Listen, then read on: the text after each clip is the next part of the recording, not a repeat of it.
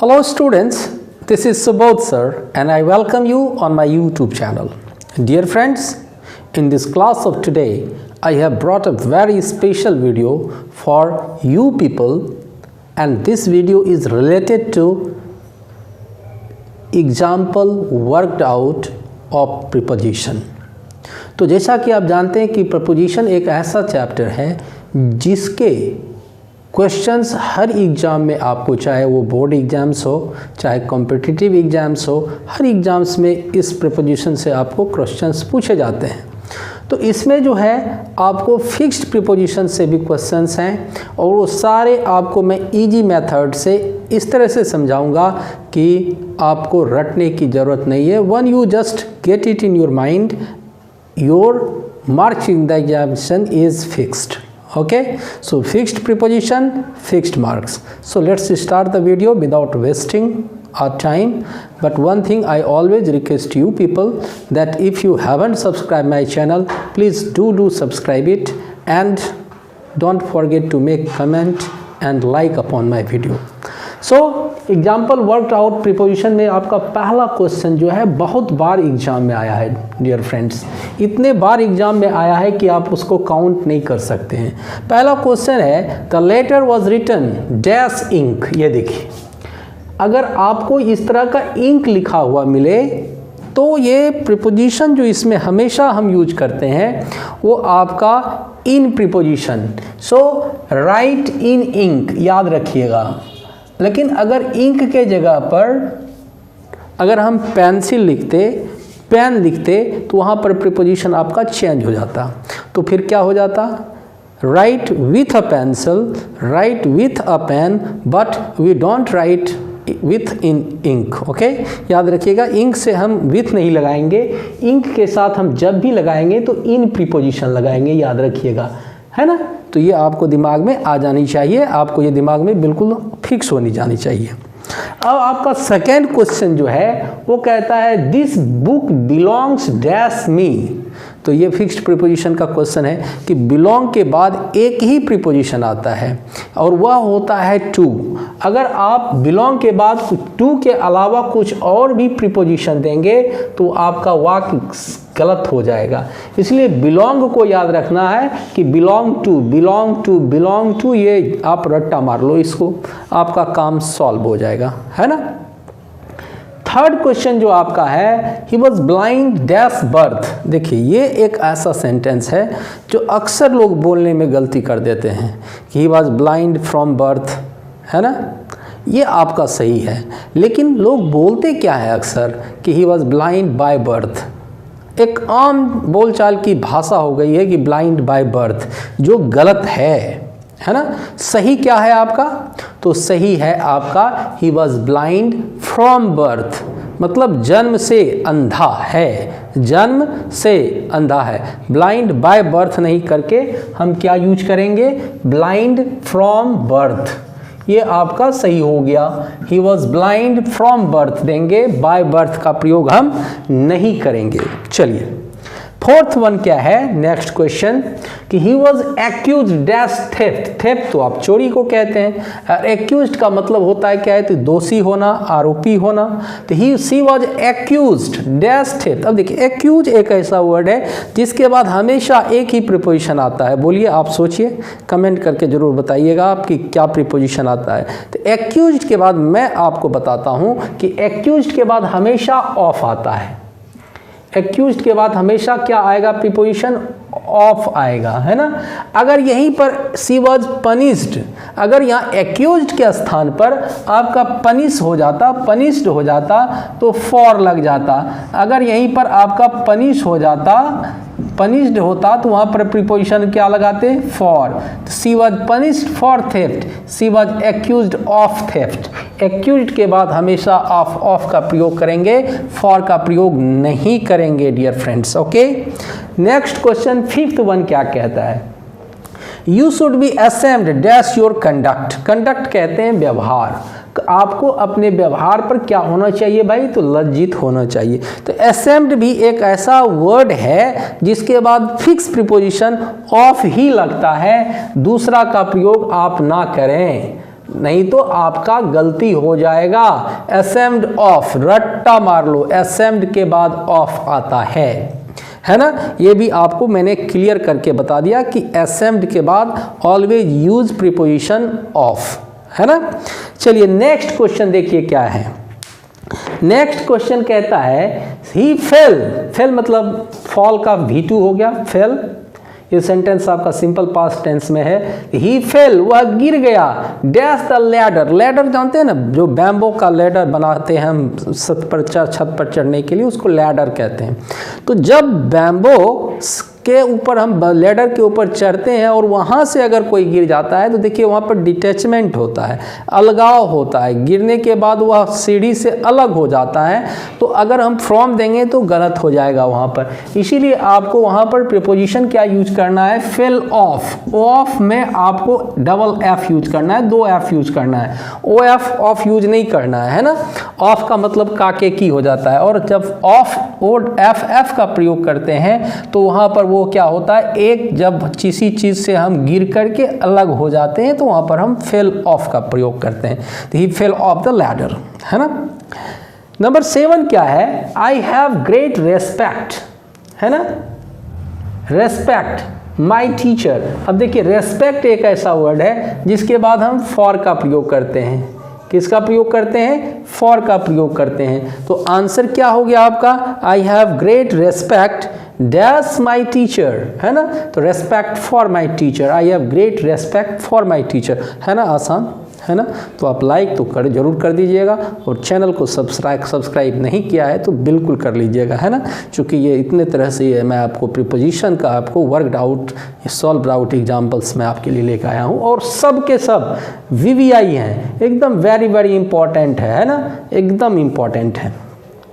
Number 8 में क्या कहता है, नंबर 8 कहता है कि he is angry dash my behaviour. अब देखिए वह मुझसे नाराज नहीं है, वह मुझसे गुस्सा नहीं है, तो फिर गुस्सा है किससे, मेरे व्यवहार से गुस्सा है। तो याद रखेंगे ये फॉर्मूला है फिक्स्ड प्रीपोजिशन का कि angry with a person and angry at something. तो समथिंग क्या हुआ, वो व्यवहार हुआ। तो यहाँ पर आप क्या यूज करेंगे, he is angry at my behaviour. यहाँ अगर केवल मी रहता, ही इज एंग्री डैश मी, तो आप क्या देते हैं, एंग्री विथ अ पर्सन, यानी he is angry at me.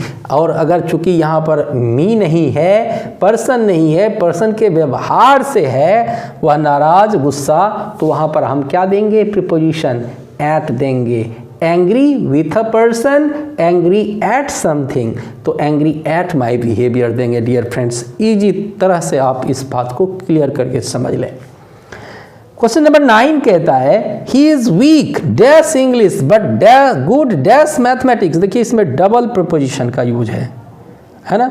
तो ये आप ध्यान देंगे, ये जो वर्ड आपका है वीक, ये बहुत इंपॉर्टेंट है। ये फॉर्मूला होता है वीक इन समथिंग, याद रखेंगे। He is weak in English, वह इंग्लिश में कमजोर है, बट गुड डैश मैथमेटिक्स। तो गुड एक ऐसा वर्ड है जो फिक्स्ड, इसके बाद प्रपोजिशन आता है गुड एट मैथमेटिक्स। अंतर क्या है, गुड इन मैथमेटिक्स नहीं कह सकते आप, गलत हो जाएगा डियर फ्रेंड्स। तो he is very weak in English but good at mathematics, ये आपका क्लियर हो गया है ना। चलिए नंबर 10 क्या कहता है, don't prevent me dash working. यहाँ भी आपको वही फॉर्मूला यूज हो रहा है, क्या कि प्रिवेंट एक ऐसा वर्ड है डियर स्टूडेंट जिसके बाद आपका ये जीरंड तो आएगा ही आएगा, है ना। लेकिन आपको ये याद रखना है कि प्रिवेंट के बाद एक ही प्रीपोजिशन आता है, प्रिवेंट फ्रॉम। तो he prevent, don't prevent me from working, मतलब मुझे काम से मना मत करो, काम करने से मत रोको, है ना। चलिए तो इधर आपका 10 प्रीपोजिशन का सेट था जो एकदम इम्पॉर्टेंट था। क्लास 10th बोर्ड हो, चाहे क्लास 12th बोर्ड हो, चाहे आपका कॉम्पिटिटिव एग्जाम्स हो, सब में ये आपका इम्पॉर्टेंट है और वेरी इंपॉर्टेंट क्वेश्चन ही मैंने लाया है। चलिए बोर्ड के इस तरफ आ जाइए। चूँकि जगह की कमी है, मेरे पास संसाधन की भी कमी है, तो इसलिए मैं आपको छोटा छोटा वीडियो दे करके मैं आपको असिस्ट कर रहा हूँ, हेल्प कर रहा हूँ। 11 नंबर क्वेश्चन कहता है the hotel is adjacent dash the station. अब देखिए इस वर्ड को आप पकड़िए, एडजासेंट, है ना। एडजासेंट के बाद डियर स्टूडेंट्स हमेशा टू आता है, बस दिमाग में फिक्स कर लीजिए इसको। चूंकि फिक्स्ड प्रीपोजिशन से क्वेश्चंस है तो आप इसको दिमाग में बिल्कुल फिक्स्ड कर लें कि एडजासेंट टू, है ना, एडजासेंट टू, तो the hotel is adjacent to the station, है ना।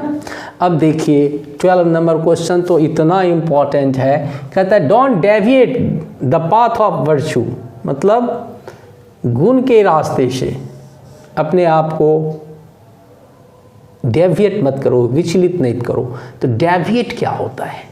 डेविएट के बाद हमेशा फ्रॉम आता है डियर फ्रेंड्स। मैंने आपको अनेक सारे वीडियो में इस तरह का क्वेश्चन बताया है कि डेविएट के बाद आपको एक ही प्रीपोजिशन यूज करना है और वो जब भी करना है तो आपको फ्रॉम यूज करना है। क्लियर हो गया? अब देखिए ये क्वेश्चन अनेकों बार आपको बोर्ड और कॉम्पिटिटिव एग्जाम में पूछा है। ही is taller than you, your है यहाँ पे यू हो जाएगा।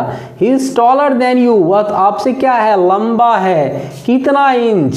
तो बहुत विद्यार्थी क्या करते हैं, स्टूडेंट्स गलती क्या करते हैं, फ्रॉम दे देते हैं, जो कि गलत हो जाता है ना। तो टॉलर या अगर यहाँ पर बाय इंचेज रहे, कितना भी इंच रहे, कुछ भी रहे, तो हम यहाँ पर बाय का प्रीपोजिशन का प्रयोग करेंगे। तो he is taller than you by 2 inches, वह आपसे 2 इंच लंबा है ना। ये 13th हो गया। 14th में आइए। I am interested dash chess but not good dash it. अब देखिए गुड के बाद यहाँ भी आपने यूज किया है कहीं पे, यस, गुड एट मैथमेटिक्स। तो ये तो आपको याद रखना है कि आपका गुड एट मैथमेटिक्स होगा। क्या होगा? Good at it. लेकिन आई एम इंटरेस्ट एक ऐसा वर्ड है जिसके बाद आपको इन ही आता है, तो आपका सेंटेंस क्या बन गया आंसर के साथ? I am interested in chess but I am not good at it. मैं इसमें अच्छा नहीं हूँ लेकिन इंटरेस्ट तो है। बहुत सारी ऐसी चीज़ है जिसमें आप अच्छा नहीं हो। बहुत सारे लोग क्रिकेट खेलते नहीं है, क्रिकेट खेलने में अच्छा नहीं है, but he has lots of ये इंटरेस्ट इन क्रिकेट, है कि नहीं। चलिए नेक्स्ट क्वेश्चन देखते हैं, question number 15। The house is dash fire. ये याद रखना, फायर के पहले हमेशा ऑन लग जाता है। The house is on fire. Send dash the fire brigade, मतलब फायर ब्रिगेड मतलब अग्निशमन के लिए क्या करो? तो send के बाद send for हो जाता है, send for the fire brigade। send for मतलब होता है बुलावे के लिए भेजना, है ना। send for का मतलब होता है किसी को बुलाने के लिए कहीं भेजना, है ना। तो the house is on fire, send for the fire brigade. Fire brigade को बुलाने के लिए भाई मैसेज भेजो, खबर भेजो, दौड़ के जाओ, जैसे जाओ, लेकिन जाओ, सेंड के बाद फॉर यूज कर देना। नेक्स्ट क्वेश्चन, ही इंसिस्ट्स। इंसिस्ट को पहले समझिए। इंसिस्ट का मतलब होता है कोई चीज के लिए जिद करना, है ना। इंसिस्ट का मतलब हो जाता है कोई चीज के लिए जिद करना। तो ही इंसिस्ट लिविंग इमीडिएटली, जल्दी जाने के लिए वह क्या करता है भाई? तो जिद करता है ना। तो इंसिस्ट वर्ड के बाद हमेशा आप ऑन यूज करेंगे, है ना। क्या यूज करेंगे? आप देखिए बच्चे के साथ आप मार्केट जाते हो और बच्चा देखिए टॉफ़ी के दुकान में जाएगा, जैसे कन्फेक्शनरी के शॉप में जाएगा, मुझे वो दो चाहिए चाहिए चाहिए। तो चाइल्ड क्या कर रहा है वहाँ? Insisted on, the child insisted on, है ना। इंसिस्ट के बाद आप क्या प्रीपोजिशन यूज करोगे डियर फ्रेंड्स? तो ऑन प्रीपोजिशन यूज करोगे, आप ध्यान दे देना। चलिए नेक्स्ट क्वेश्चन मैं आपको 17 पे आ रहा हूँ, है ना। क्वेश्चन नंबर 17, चूंकि ये 20 नंबर का 20 क्वेश्चंस का सेट है आपके लिए। She was fined dash parking her car dash no parking zone, है ना। तो फाइंड एक ऐसा वर्ड है जिसके बाद फाइंड के बाद फॉर होता है, पनिश्ड के बाद फॉर होता है, फाइंड के बाद फॉर होता है। तो she was find for parking her car. कहाँ भाई? तो एक प्लेस के पहले हम इन लगा देंगे, in no parking zone. No parking zone में उसने जो अपना कार लगा दिया, पार्क कर दिया, इसीलिए उसको क्या किया गया? फाइंड कर दिया गया। Fined for her parking her car in no parking zone, है ना, एकदम ईजी हुआ तरह से समझिए इसको और आपको तब मजा आएगा। नेक्स्ट क्वेश्चन नंबर है 18 आपका, few persons in the world, few person, few आपका निगेटिव मतलब नहीं के बराबर, है ना, फ्यू पर्सन्स, अगर अब फ्यू भी दे सकते थे, अब फ्यू पर्सन्स भी दे सकते थे, फ्यू पर्सन्स भी दे, few has got negative meaning in it is an adjective या डिटरमाइनर्स इसको कर सकते हो, सॉरी हाँ। तो क्या कहता है, few persons in the world, नहीं के बराबर आदमी, डाई, ये देखिए डाई एक वर्ब है, डाई के बाद थ्रो होता है, die through neglect, die of disease, die from overwork या डाई फॉर द कंट्री, है ना। तो ये आप देखिए डाई के बाद हमेशा आपको दो अक्षर वर्ड पूछता है, die of disease and die of overwork, die from overwork. तो ये देखिए अगर यहाँ पर कोई डिजीज का नाम रहता, कैंसर रहता, कोलरा रहता, टाइफाइड रहता, निमोनिया रहता, तो ट्यूबरक्लोसिस होता, तो डिजीज हो जाता, तो ऑफ हो जाता। चूंकि ओवरवर्क है, किसी कारण से मरा है, तो किसी कारण से मरने के लिए हम फ्रॉम का प्रयोग करते हैं। 3 persons in the world die from overwork, clear हो गया। अब चलिए नेक्स्ट क्वेश्चन नंबर 19 क्या कहता है, ही इज वन पर्सन, यह वह व्यक्ति है, I count dash in times of difficulties, ये आपको वर्ब पकड़ना है काउंट। काउंट के बाद अनेक सारे प्रीपोजिशंस का प्रयोग किया जाता है डियर फ्रेंड्स, लेकिन यहाँ पर जो मीनिंग दे रहा है आपका सेंटेंस, मतलब जिस पर आप काउंट ऑन मतलब भरोसा करना होता है, तो काउंट के बाद आप यहाँ पर इसे मामले में ऑन का प्रयोग कर देंगे। किसका प्रयोग कर देंगे, ऑन। तो he is one person I count on in times of difficulties, जब मतलब आप कष्ट के समय, दुख के समय जिस पर आप भरोसा कर सकते हैं, वह वैसा ही व्यक्ति है। Last but not the least, ये भी इम्पॉर्टेंट है आपके लिए, आप इसको देख लें। क्या कहता है, व्हाट प्लेटफॉर्म, ये सेंटेंस थोड़ा सा वियर्ड टाइप का आपको लगेगा, अजीबोगरीब सेंटेंस ये है, लेकिन आपको प्रपोजिशन प्रयोग करना है। What platform does the train, है ना, किसके लिए, ये किसके लिए ट्रेन है, तो ट्रेन फॉर दिल्ली।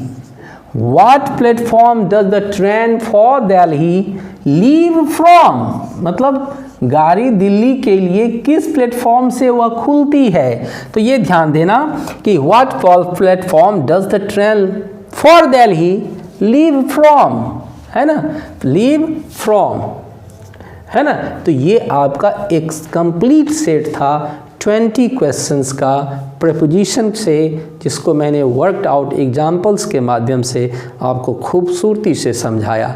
उम्मीद करता हूँ, hope that you must get benefit of this video, and please do like, share and comment upon this video. Thank you for watching and thank you for being with us. See you in the next class.